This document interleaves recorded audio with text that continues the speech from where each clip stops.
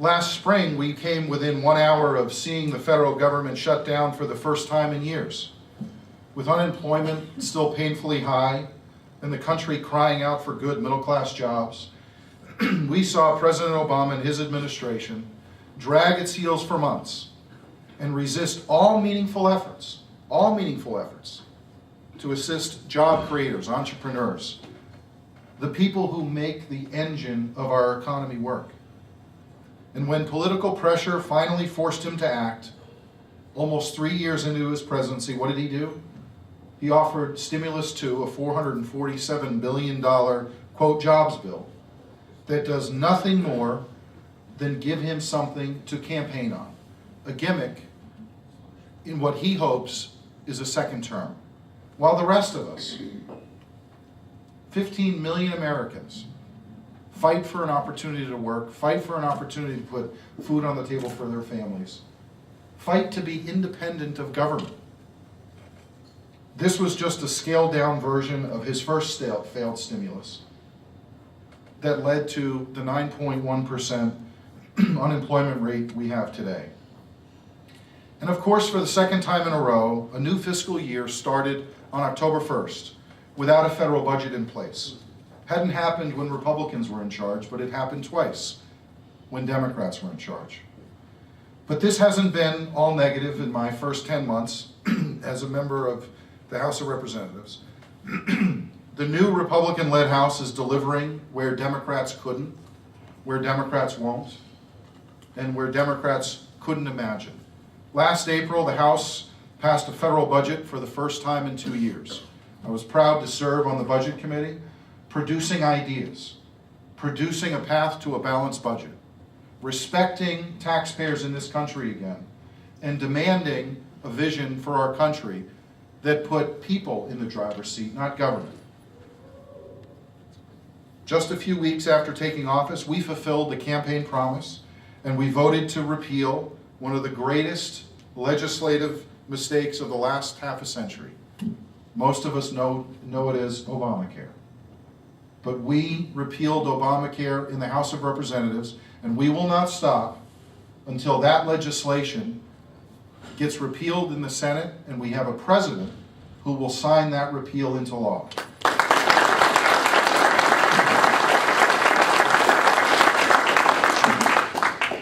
We've passed a series of bills to curb the intrusion of the federal government, the federal bureaucrats, into your life through overzealous regulation. One of the best things that has occurred to me while serving in this new Congress is the breath of fresh air that Republican leadership has brought to the House. Among the first acts for reorganizing the chamber was getting rid of an archaic rule that forbid freshman members from adding amendments to legislation. For decades, the unspoken adage was that a freshman should be seen and not heard.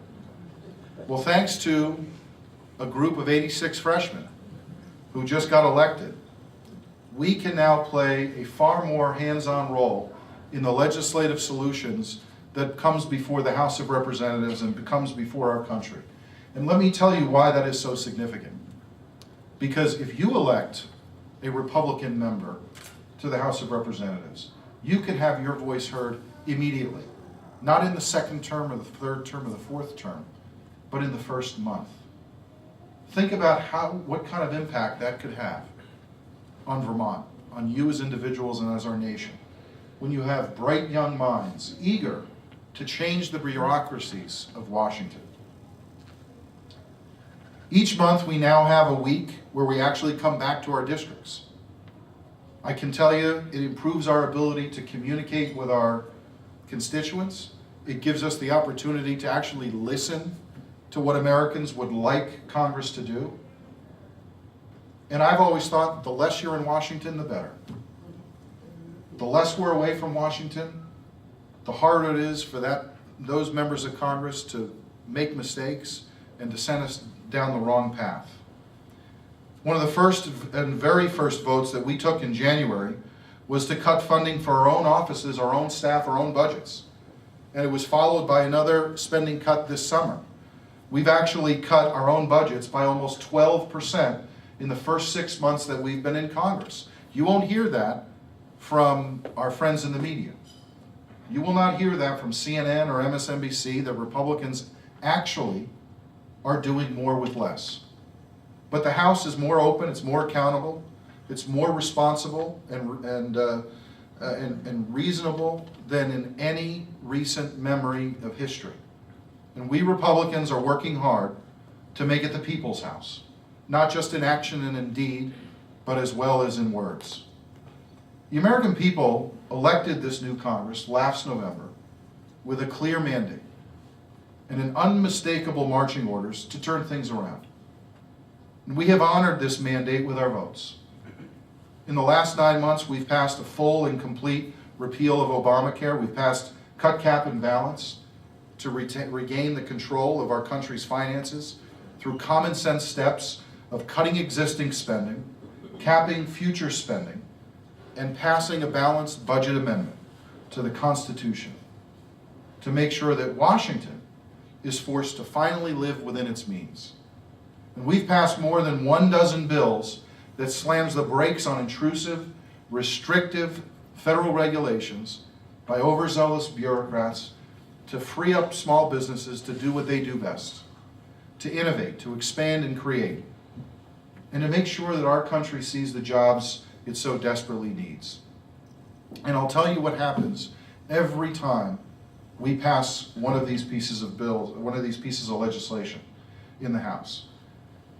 A gentleman by the name of Harry Reid, who runs the Senate with a liberal iron fist, shoots every idea down.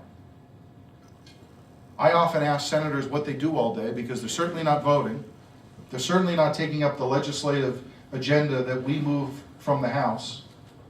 And they seem to do everything but consider the opinions of the American public in how to move this country forward. It is frustrating, to say the least. But he has turned the Senate into a place where legislation that honors the people's mandate is automatically dead on arrival. And it's why when they have 22 senators up for re-election, 22 Democrat senators in the 2012 election, you will see a new minority leader named Harry Reid. And you will see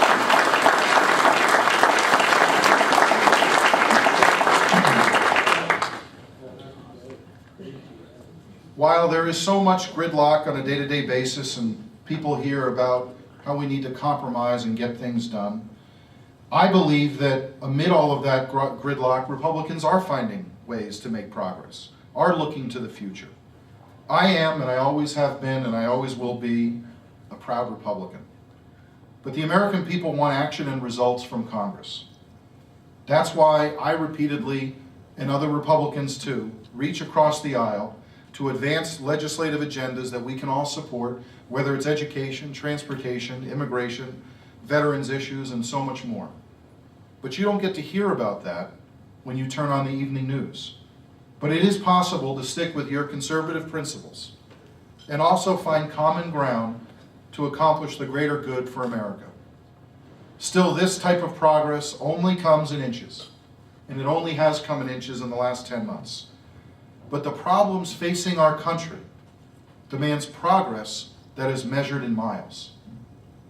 Because all of us here tonight know what's at stake in the next year's election, we've got to make sure that Barack Obama and his administration say goodbye to leadership in 2012.